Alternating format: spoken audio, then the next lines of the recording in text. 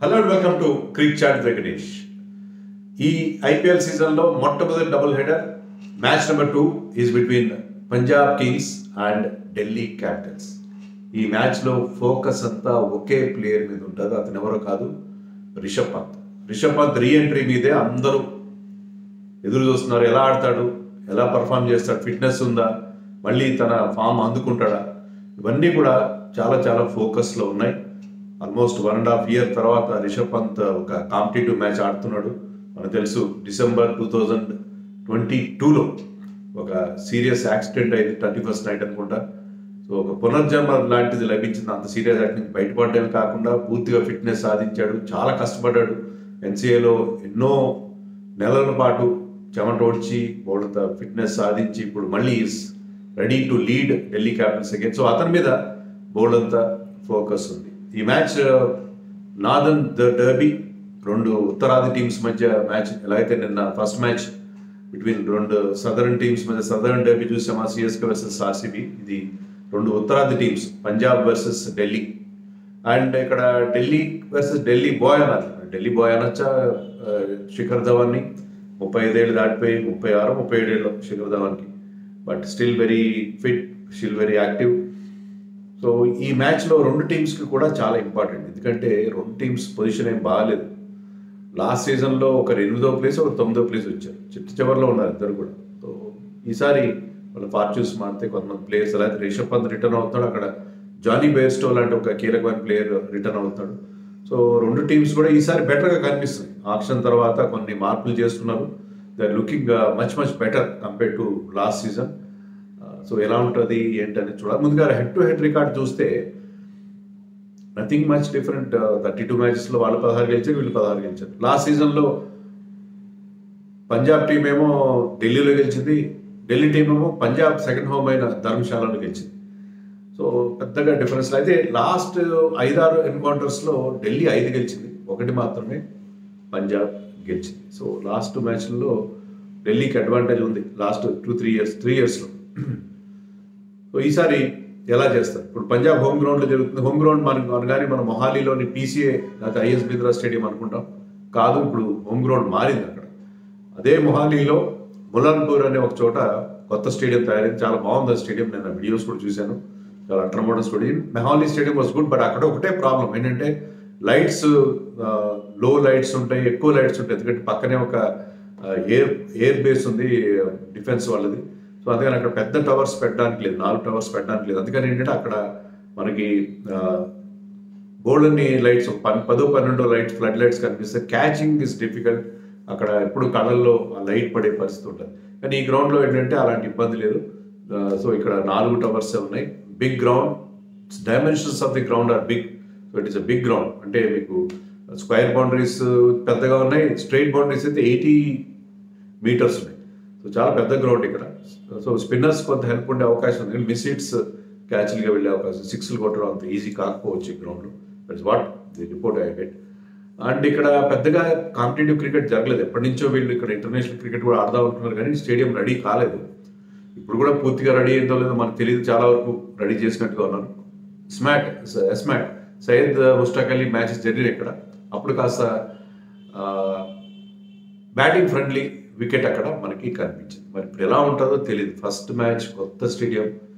So ఎలా ఉంటుంది అనేది చూడాలి. పిచ్ విషయంలో మనకి ఎలాంటి ఇన్ఫర్మేషన్ అయితే లేదు. మరి రెండు టీమ్స్ 11 ఎలా ఉంటుంది? ఢిల్లీ క్యాపిటల్స్ 11లో డేవిడ్ వార్నర్ మధ్యన టెస్ట్ క్రికెట్ నుంచి రిటైర్ అయ్యాడు. మళ్ళీ T20 వరల్డ్ కప్లో ఆడాలనుకుంటున్నాడు. ఆడాలంటే అతనికి కాంపిటీషన్ ఉంది, నో డౌట్. అతను ఇలాంటి straight away walk in to the T20 team because of age or whatever. So ఇక్కడ బాగా పర్ఫామ్ చేసి T20 టీంలో తన ప్లేస్ మళ్ళీ సాధించుకోవాలని ట్రై చేస్తారు. David Warner will open with Prithvi Shaw అంత గొప్ప ఫామ్ లేడు, కానీ he has made some runs in domestic matches. వాళ్ళిద్దరు ఓపెన్ చేస్తారు. Mitchell Marsh is number 3, X factor player అని చెప్పాలి. Rishabh Pant I think will bat it number 4. 5లో మరి ఎవరు ఆడతారు అనేది చూడాలి. 5లో ట్రిస్టన్ స్టబ్స్ ఆడే అవకాశం ఉంది, ఎందుకంటే రిషబ్ పంత్ కీపింగ్ చేయకపోవచ్చు. వాళ్ళకి ఇంకొక ఆప్షన్ కుమార్ కుషాగ్రా కూడా ఉన్నాడు. వాళ్ళిద్దరు ఎవరొకరు ఓపెన్ చేస్తారు, ఎందుకంటే హ్యారీ బ్రూక్ లేడు కాబట్టి ట్రిస్టన్ స్టబ్స్ను ఆడించుకోవచ్చు. లేదంటే కొత్తగా ఒక జేక్ ఫ్రేజర్ మెగ్గర్డ్ అనే ప్లేయర్ ఆడే టీంలో అతను చాలా ఎక్సైటింగ్గా ఉన్నాడు, చాలా క్విక్ స్కోరింగ్ చేసే ప్లేయర్గా కనిపిస్తున్నాడు. Youngster 21 years of age. Harry Brook రీప్లేస్మెంట్గా వచ్చాడు. హ్యారీ బ్రూక్ కాదు, ఎన్గేడీకి రీప్లేస్మెంట్గా వచ్చాడు. ఇతను ఏంటంటే ఆల్రెడీ లిస్ట్ ఏలో ఫాస్టెస్ట్ 100 కొట్టి డివిలియర్స్ రికార్డ్ బ్రేక్ చేశాడు. సో ఎక్సైటింగ్గా ఉన్నాడు ఇతను. మరి స్టబ్స్ ఆడిస్తారా ఇతన్ని? ఆడి స్టబ్స్కి ఎక్స్పీరియన్స్ ఉంది, ఇతని దగ్గర ఆ ఎక్స్ప్లోజివ్ టాలెంట్ ఉంది. చూడాలి మరి ఎవరిని ఆడిస్తారో. రిషబ్ పంత్ కాదు, రికీ పాంటింగ్ ఏ నిర్ణయం తీసుకుంటాడని చూడాలి.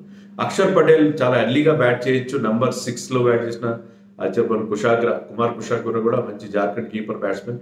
సో వాళ్ళిద్దరు ఆడతారు. తర్వాత వీళ్ళకి ఇంపాక్ట్ ప్లేయర్గా ఎవరు ఆడతారని యష్దుల్ is one choice. యష్దుల్ impact player కాకపోతే యష్దుల్ టాప్ ఆర్డర్లో ఆడతారు, నెంబర్ 4లో ఆడచ్చు అతను. అయితే లలిత్ యాదవ్ మరొక ఛాయిస్ ఉంది వాళ్ళకి. సో వీళ్ళు ఎవరినైనా వాళ్ళిద్దరిలో ఎవరో ఒకరిని వాళ్ళు ఇంపాక్ట్ ప్లేయర్గా వాడుకోవచ్చు. Kuldeep Yadav will bat at 9. Nokia ఇంకా టీంతో చేరలేదు. హెన్రిక్ నోకియా అతను పెటర్నిటీ లీవ్లో ఉండే ఎక్స్పెక్టింగ్ దేర్ చైల్డ్. సో అతను ఇంకా టీంతో చేరలేదు. సో ఇషాంత్ శర్మ ఆడే అవకాశం మనకు కనిపిస్తుంది. సో ఇషాంత్ శర్మ ఆడచ్చు కాబట్టి వాళ్ళు ముగ్గురు ఫారిన్ ప్లేయర్స్ అయ్యారు నా 11లో. So in that case they can have one more foreign player as impact సబ్గా కూడా వాళ్ళు తీసుకునే అవకాశం ఉంది. Ishant Sharma, Khaleel and Mukesh could be the 12th player. Bowling టైంలో అతను ఇంపాక్ట్ ప్లేయర్గా రావచ్చు. So Mukesh, Khaleel, Ishant Sharma and Marsh నలుగురు పేస్ బౌలింగ్ ఆప్షన్స్ ఉంటాయి. Axar, Kuldeep spin bowling options plus Lalit Yadav కూడా ఉంటాడు. ఎందుకంటే ఎక్కువ మంది లెఫ్ట్ హ్యాండర్స్ లేరు. ధవన్ ఉన్నాడు, శామ్ కరన్ ఉన్నాడు Punjab Kings. Lalit Yadav of spin కూడా వాళ్ళకి ఉపయోగపడుతుంది. సో గోల్డెన్ ఆప్షన్స్ ఉన్నాయి, ఆల్రౌండర్స్ ఉన్నారు కాబట్టి నేను ఇచ్చిన 12లో వాళ్ళకి గోల్డెన్ ఆప్షన్స్ కనిపిస్తాయి. మరి పంజాబ్ కింగ్స్ 12 ఎలా ఉంటుంది? Dhawan and Jonny Bairstow open చేస్తారని అనుకున్నాను. లాస్ట్ సీజన్లో ప్రభ్ సిమ్రాన్ ఓపెన్ చేశాడు, ఇట్ డిడ్ వెల్.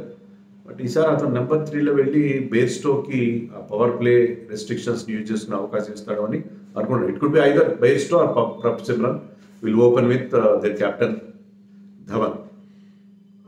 సో వాళ్ళిద్దరిలో ఒకరు నెంబర్ 3లో ఆడతారు. నెంబర్ 4లో అదర్వట్ ఐడియా ఆడతాడు అనుకుంటున్నాను. ఎందుకంటే లాస్ట్ ఇయర్ ఒక మంచి ఇన్నింగ్స్ ఆడాడు అతను, talented youngster.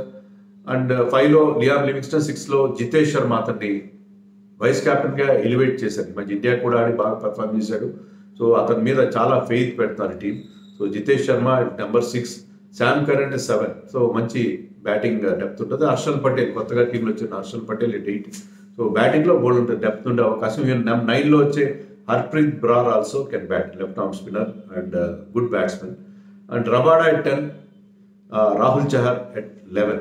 Harshdeep could be there impact ప్లేయర్గా 12th ప్లేస్లో. సో వాళ్ళకి బౌలింగ్ చాలా బాగుంది ఈ టీంకి. ఎందుకంటే అక్కడ రబాడా, హర్షదీప్ లాంటి pace bowlers, Sam Curran, Harshal Patel. So మంచి పేస్ బౌలింగ్ ఆప్షన్స్ ఉన్నాయి వాళ్ళకి. స్పిన్లో కూడా they have got plenty of options. Course Rahul Chahar అంత గొప్పగా చేయలేదు లాస్ట్ సీజన్. హర్ప్రీత్ బ్రార్ ఉన్నాడు. Liam Livingstone can bowl both off spin, leg spin. And they have the option of Sikandar Raza also. Sikandar రజాని ఎలా అకామిడేట్ చేస్తారో తెలీదు. శామ్ కరన్, లియామ్ లివింగ్స్టన్ ఇద్దరు బాగా ఆడకపోయినా Sikandar Raza is better choice, but more consistent then Curran and Liam Livingstone నాకు అనిపిస్తుంది. మరి ఏం చేస్తారో చూడాలి. సో ఇది 2 టీమ్స్ 11కి సంబంధించి మన పరిస్థితి.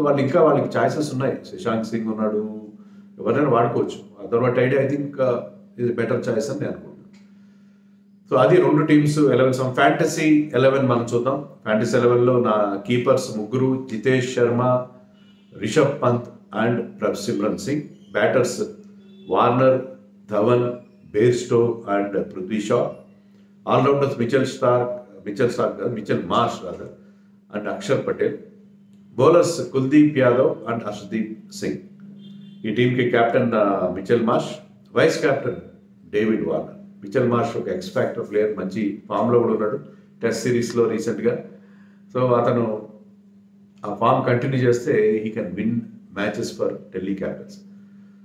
అది మరి నేను ఇచ్చిన 11 టాస్ టైంలో మారే అవకాశం ఉంది. ఫ్యాంటసీ 11 దాంట్లో కొంతమంది ఉండకపోవచ్చు. అందుకని నేను ఒక టెలిగ్రామ్ ఛానల్ లింక్ ఇస్తున్నాను. పిన్డ్ కామెంట్ పెడతాను, అక్కడ కామెంట్స్లో పెడతాను. పిన్ టాప్లో ఉంటుంది ఆ కామెంట్. అక్కడ ఆ టెలిగ్రామ్ ఛానల్ లింక్కి మీరు ఫాలో అయ్యి అక్కడికి వెళ్ళి మీరు టాస్ తర్వాత నేను ఇచ్చిన ఫ్యాంటసీలో ఉన్న మార్పులు ఉంటే ఉన్న ప్లేయర్స్ని లేని ప్లేయర్స్ని తీసేసి ఉన్న ప్లేయర్స్ని పెడతాను. అప్డేటెడ్ ఫ్యాంటసీ 11 కోసం మీరు ఆ టెలిగ్రామ్ ఛానల్ ఫాలో అవ్వండి.